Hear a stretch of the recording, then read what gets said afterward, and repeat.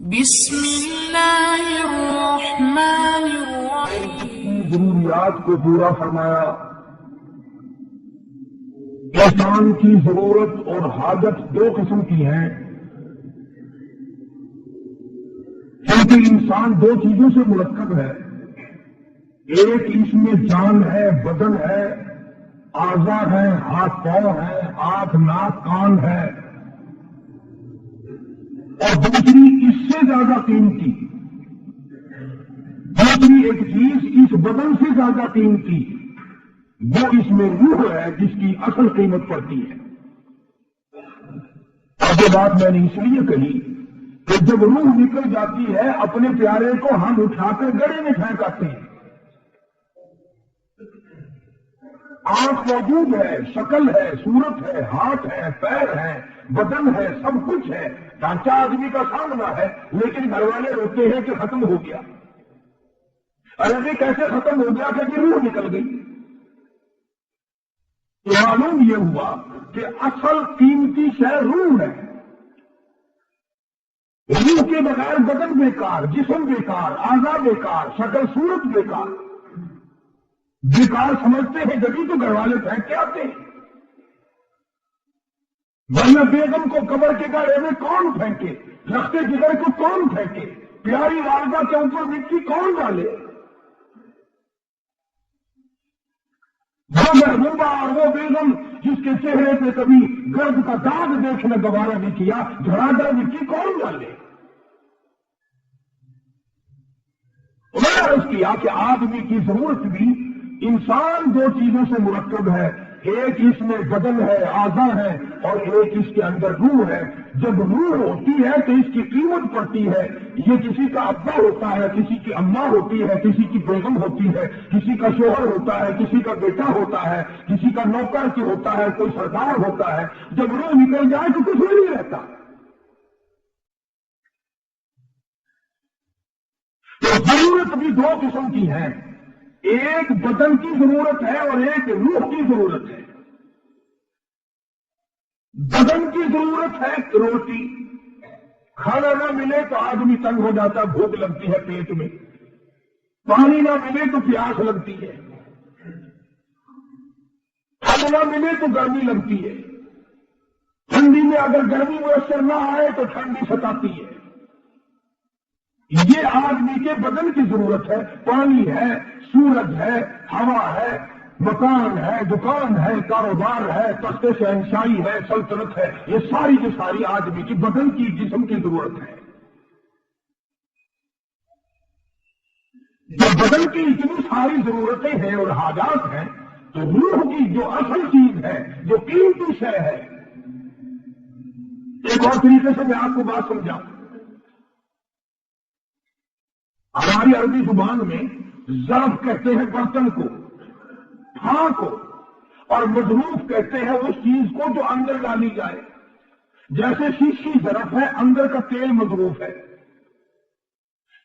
تو میں آپ کو بتانا یہ چاہتا ہوں کہ قیمت باہر کی نہیں لگتی، اندر کی چیز کی قیمت لگتی ہے۔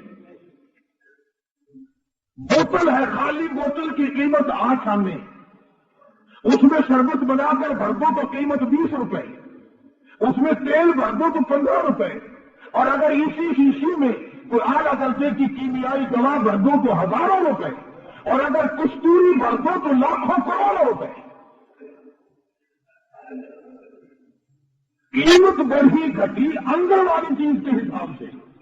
اگر سرسوں کا تیل اندر ہے تو معمولی قیمت، اگر پانی میٹھا شربت اگر اندر ہے تو معمولی قیمت، اور اگر اس بوتل میں عطر ہے، خوشبو ہے، سافران کا عطر ہے، گلاب کا ہے، ہنا ہے، چمیلی ہے، گلاب ہے، رات کی رانی ہے، اور کستوری ہے، امبر ہے، تو اس بوتل کی قیمت لاکھوں کے حساب سے جا بنتی ہے۔ تو گویا قیمت اندر کی چیز کی لگتی ہے، باہر کی نہیں۔ یہ پھل فروٹ لے لیں آپ، اندر کی چیز کھا کر اگر کیلے کا چھلکا کوئی کسی کو بیچے تو خریدتا ہے، اندر کے گوجے کی قیمت ہے، مالٹے کی اندر کی چیز کی قیمت ہے، آم کی اندر کی چیز کی قیمت ہے۔ تو آدمی کے اندر جو روح ہے اصل قیمت اس کی ہے۔ ہر شخص ابا کہہ کر بلاتا ہے جب تک روح ہو، امی کہہ کر بلاتا ہے، بیگم صاحبہ سمجھ کر پیار کی نگاہوں سے دیکھتا ہے، بیٹی سمجھ کر دیکھتا ہے، بیٹا سمجھ کر پیار کرتا ہے، روح نکل گئی کوئی دیکھنے کو تیار نہیں۔ تو جیسے میں نے عرض کیا کہ بدن کی بھی ضرورتیں ہیں، اعضاء کی ضرورتیں ہیں، اسی طرح سے روح کی بھی ضرورت ہے۔ روح بھی مردہ ہو جاتا ہے، روح مر جاتا ہے، روح ذلیل ہو جاتا ہے۔ ارشاد فرمایا نبی کریم صلی اللہ تعالی علیہ وسلم نے، فرمایا لا یزنی زان وہو مؤمن، او کما قال النبی صلی اللہ تعالی علیہ وسلم، جب آدمی بدکاری کرتا ہے، زنا کرتا ہے، گناہ کرتا ہے، حرام خوری کرتا ہے، ایمان نکل کر دور جا کے کھڑا ہو جاتا ہے، وہ کمینے تجھے شرم نہ آئی، مجھے تو غیرت آتی ہے تیرے پاس کھڑے ہوتے ہوئے۔ لا يسرق سارق وهو مؤمن، او كما قال النبي صلی اللہ تعالی علیہ وسلم، جب آدمی چوری کرتا ہے ایمان دور چلا جاتا ہے، اور جب آدمی ذلیل کھانے کھاتا ہے، حرام کھاتا ہے، اس کی روح مردہ ہوتی چلی جاتی ہے۔ روح کی ضرورت ہے اللہ کا ذکر، روح کی ضرورت ہے نماز، روح کی ضرورت ہے نیت کا صاف اور صحیح کرنا۔ چنانچہ جس زمانے میں لوگوں کی نیتوں میں خیر ہے، پھر سارے معاملات میں خیر ہی خیر ہے۔ جس زمانے کے لوگوں، عوام اور حکام، چھوٹے اور بڑے، امیر اور غریب، مرد اور عورتوں کی نیتوں میں فطور ہے، سارے معاملات میں پھر فطور ہے۔ اس لیے قرآن کریم نے للکار کی آواز بھی فرمایا ظہر الفساد فی البر والبحر، ظہر الفساد فی البر والبحر، فساد مچ گیا زمین میں، زمان میں، خشکی میں، تری میں، محلے میں، بازار میں فساد ہے، فتنہ ہے۔ فرمایا بما کسبت ایدی الناس،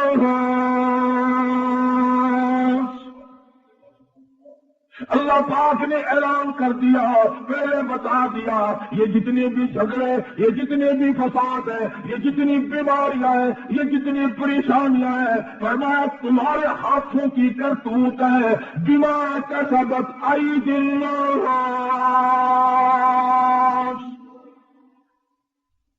اللہ پاک کہتا ہے لوگوں میں تم پہ ظلم کرنے کو تیار نہیں، اور لوگوں میں رحیم ہوں، ظالم نہیں،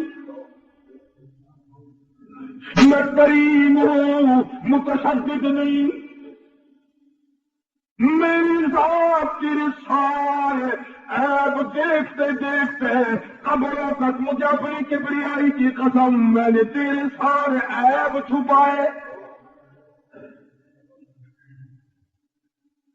اللہ پاک فرماتے ہیں او ذرا غور کرو، ذرا سوچو، تیری حرکتیں میں نے کبھی بیوی کو نہ بتائی، بیوی کی حرکتیں کبھی خامد کو نہ بتائی، بیٹے بیٹی کی حرکتیں ماں باپ کو نہ بتائی، ماں باپ کا کمینہ پر میں نے اولاد سے چھپا لیا۔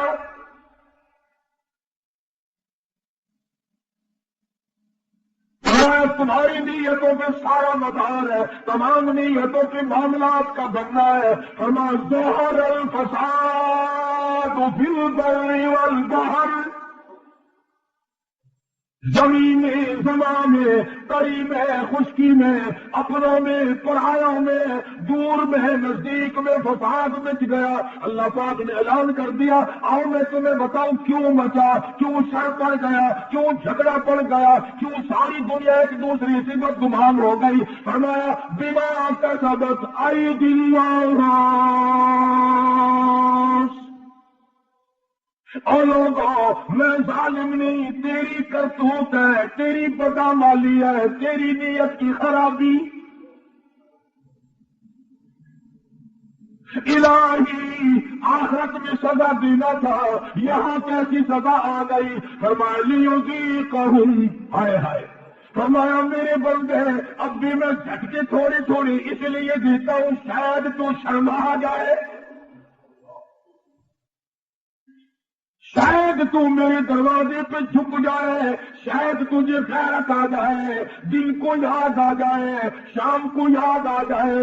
اور فرمایا میرے بندے تجھے اپنے رب کا جب بھی خوف آئے، جب بھی ڈر آئے، جب بھی میرے قہر سے تو ڈرے، رات میں دل میں، صبح میں شام میں، جس وقت تیرا دل کرے توبہ کرنا تیرا کام ہے، تجھے دریائے کرم کے غوطے میں پار کر دینا میرا کام ہے۔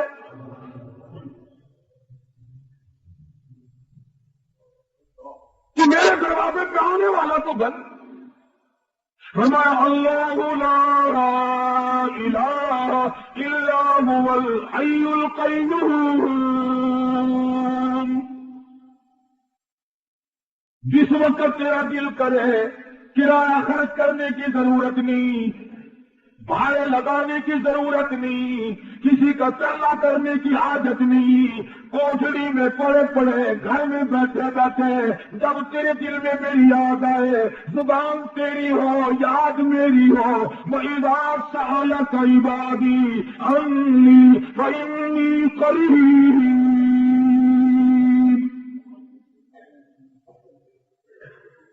پکار کے دیکھ، کسی سے آپس میں ایک دفعہ لڑ پڑو گے، صلح کرنے جاؤ گے، پہلے میرا مارے گا تو وہی ہے جس نے یوں بکواس کی تھی، جس نے میری ساتھ یوں کیا تھا۔ فرمایا میرے بندے اگر آتے ہوئے تو تجھے میں دھکا دے دوں، تجھے سینے سے کون لگائے گا؟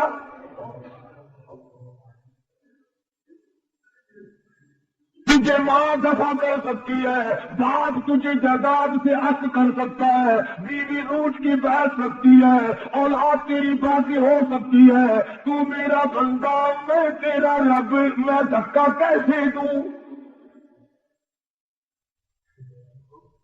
ساری دنیا کے لوگ تجھے چھوڑ سکتے ہیں، میں کیسے چھوڑوں؟ تیری اماں سوئی رہتی تھی، ابا سویا ہوتا تھا، دادی سوئی تھی، نانی سوئی تھی، سارا خاندان سویا کرتا تھا، مجھے اپنی کبریائی کی قسم میں ساری رات تجھے اپنے دونوں ہاتھوں سے بلایا کرتا تھا۔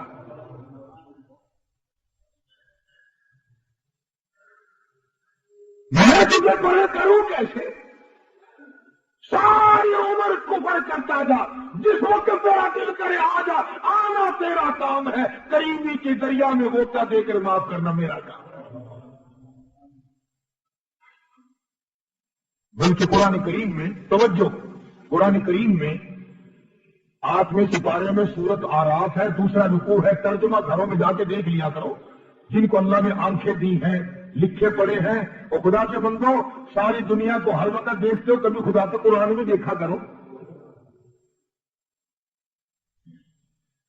سورت آراف کے دوسرے رکوع میں شیطان نے قسم کھائی، شیطان نے قسم کھائی کہ مجھے تو نے پھٹکارا ہی ہے، اور میں بھی من بین ایدیہم ومن خلفہم، قرآن کے لفظ ہے، شیطان کا تھا من بین ایدیہم ومن خلفہم، میں دائیں سے آؤں گا، بائیں سے آؤں گا، وعن شمالہم وعن یمینہم، چاروں طرف سے آؤں گا، پھسلاؤں گا، تیرے بندوں کو بہکاؤں گا، ولا تجد اکثرہم شاکرین، مالک تیری ذات کی قسم، بہکاؤں گا، پھسلاؤں گا، ناشکرے بنا کے چھوڑوں گا، تباہ کر کے چھوڑوں گا، چاروں طرف سے زور لگاؤں گا پورے کا پورا۔ اسی سپارے میں، اسی رکوع میں، اگلی آیت میں اللہ پاک نے قسم کھائی، مقابلے میں اللہ پاک نے قسم کھائی، تو زور لگا، ساری عمر گناہ کرے گا، ساری عمر بدکاری کرے گا، مجھے بھی اپنی کبریائی کی قسم، ایک دن بھی ماتھا جھکا دیا میں سارے گناہ معاف کر دوں گا۔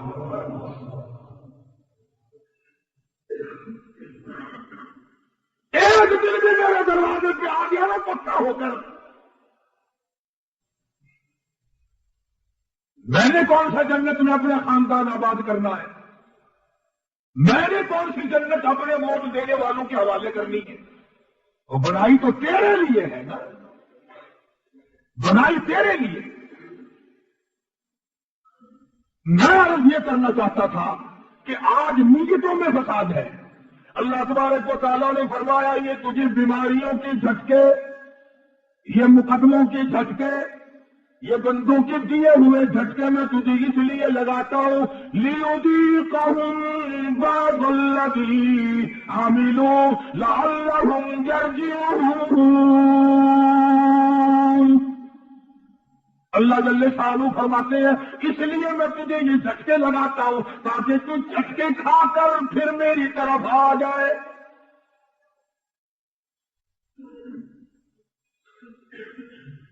اس لیے عرض کرنے کا مقصد یہ ہے کہ نیتوں کی تصحیح کی سخت ضرورت ہے۔ نماز پڑھنے آتے ہیں نیت صحیح نہیں، قرآن کی تلاوت کرنے کے لیے بیٹھتے ہیں نیت صحیح نہیں، دل ہمارا کہیں اور ہوتا ہے، نماز ہماری مسجد میں ہوتی ہے۔